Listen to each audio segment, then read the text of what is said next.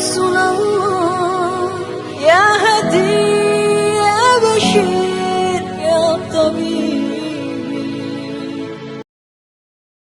السلام عليكم ورحمة الله وبركاته. وعليكم السلام ورحمة الله وبركاته. بسم الله الرحمن الرحيم. الحمد لله رب العالمين، والصلاة والسلام على أشرف الأنبياء والمرسلين وعلى آله وأصحابه المجاهدين الطاهرين، أما بعد. Bersabda Rasulullah sallallahu alaihi wasallam, "Iza sarratka hasanatuka wa sa'atka sayyi'atuka fa anta mu'min."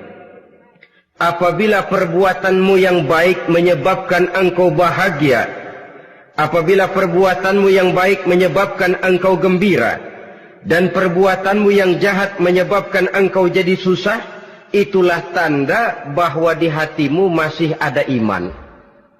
Artinya, belum tentu orang yang berbuat baik merasa bahagia dengan kebaikan yang dikerjakannya.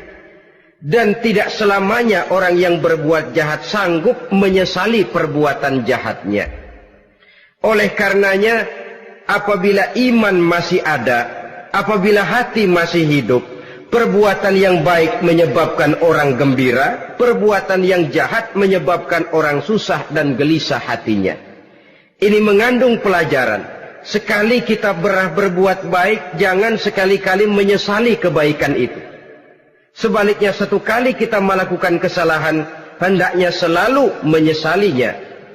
Kadang-kadang dalam kehidupan, karena orang tempat kita berbuat baik itu rupanya membalas air susu dengan air tuba, kita lalu menyesali kebaikan. Lahirlah kata-kata, "Nyesal saya nolong dia." Ibarat pepatah katanya, nolong anjing kejepit. Waktu kejepit setengah mati kita tolongin, begitu selesai dia dari kejepitnya, malah kita digigitnya. Saudara hadirin yang saya muliakan, dalam kehidupan sehari-hari barangkali ini kena filsafat yang disebut dorong mobil mogok. Ketika mobil mogok setengah mati kita dorong, begitu mesin hidup ditinggalkannya kita di belakang. Sesungguhnya perbuatan kita yang baik tidak harus disesali, karena disesali atau tidak, toh perbuatan itu sudah kita lakukan. Dan penyesalan atas segala kebaikan hanya akan mengurangi nilai pahala kebaikan itu sendiri. Berbahagialah apabila berbuat baik, walaupun orang yang kita melakukan kebaikan membalasnya dengan kejahatan. Menyesalah apabila berbuat kesalahan, apabila melakukan dosa, karena itu pertanda nilai iman yang masih hidup dalam jiwa kita. Saudara-saudara kaum muslimin yang berbahagia, jadi sungguh pun pahala dan dosa sesuatu yang abstrak, efeknya jelas dia mendatangkan kebahagiaan atau membawa kepada kegelisahan batin di dalam kehidupan manusia. Orang di zaman materialis kurang terangsang berbuat pahala dan terdorong melakukan dosa. Kenapa? Karena pahala tidak kelihatan, dosa tidak nampak. Kalau pahala kelihatan, barangkali nggak kuat kita mikul pahala. Kalau dosa benjol, umpama tiap bikin dosa palanya benjol, barangkali sudah nggak karu-karuan kepala kita. Baik pahala, baik dosa, sesuatu yang tidak nampak oleh pandangan mata zahir, tapi yang punya efek dalam kehidupan ini. Orang yang banyak pahalanya dengan orang yang banyak dosanya, kalau dia berjalan barangkali sulit kita membedakan. Tapi efeknya dalam kehidupan ini jelas adanya. Sesuatu yang bernama pahala kita perlukan, karena hidup tidak berhenti hingga di sini. Sesuatu yang bernama dosa harus kita hindarkan, karena ada kelanjutan sesudah hidup yang sekarang ini. Kehidupan dari satu pertanggungan jawab. Itu sebabnya Imam Ghazali dalam bahasa yang indah sekali berpesan, "Jaddidis safinah fa innal bahra amiq wa khuziz zad fa innas safara ba'id." Perbarui selalu kapalmu, rawat, jaga baik-baik, dandani kapalmu, fa innal bahra amiq, karena sesungguhnya lautan ini sangat dalam. Satu bahasa yang indah dari tamsil terhadap kehidupan. Perbaiki kapalmu karena lautan ini sangat dalam. Artinya, jaga baik-baik hatimu.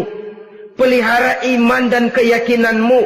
Karena hidup ini bagaikan gelombang lautan. Tempo-tempo air tenang, tempo-tempo ombak menggila dan menggunung. Jaga iman baik-baik karena hidup penuh dengan cobaan dan ujian. Itu maksudnya. Wa khuziz zad fa inna safara ba'id. Dan bawa bekal yang banyak karena perjalanan hidup ini sangat panjang. Perjalanan ini sangat jauh. Kita kalau pergi keluar kota tentu saja membawa bekal. Makin jauh kota yang akan kita tuju, makin banyak bekal yang harus kita bawa. Alangkah sengsaranya manusia. Apabila dia akan pergi ke satu kota yang jauh, modalnya cuma nekat. Bagaimana nanti di sana sajalah. Tidak membawa bekal sebagaimana yang sewajarnya.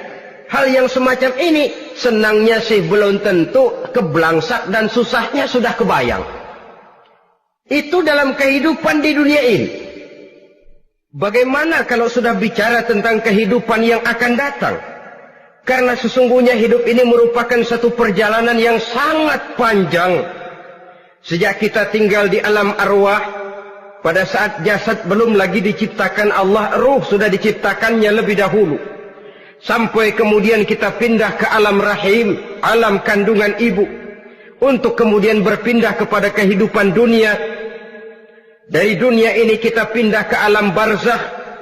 Di sana tinggal kita 100 tahun mungkin, 100.000 tahun mungkin, 1 juta tahun mungkin, menunggu saat datangnya kiamat. Lalu dari alam barzakh pindah kita ke alam akhirat. Satu perjalanan yang sangat panjang. Alangkah malangnya, alangkah sengsaranya, jika tahu kita begitu panjangnya perjalanan hidup ini, tidak ada bekal yang kita bawa. Artinya kesengsaraan, kesulitan yang bertali-tali sudah jelas akan menimpa kita. Kalau pergi kita keluar kota membawa bekal uang, membawa bekal makanan, apa bekal yang mesti kita bawa? Apabila kita kembali ke alam barzakh, kembali ke alam kubur, berkumpul di padang mahsyar di akhirat nanti, nasi yang mau kita bawa, uang yang mau kita bawa, tentu tidak lagi. Karena kehidupan materialis selesai di atas liang lahat. Bila masuk kita ke liang lahat, disitulah pahala dan dosa memegang peranan yang sangat penting.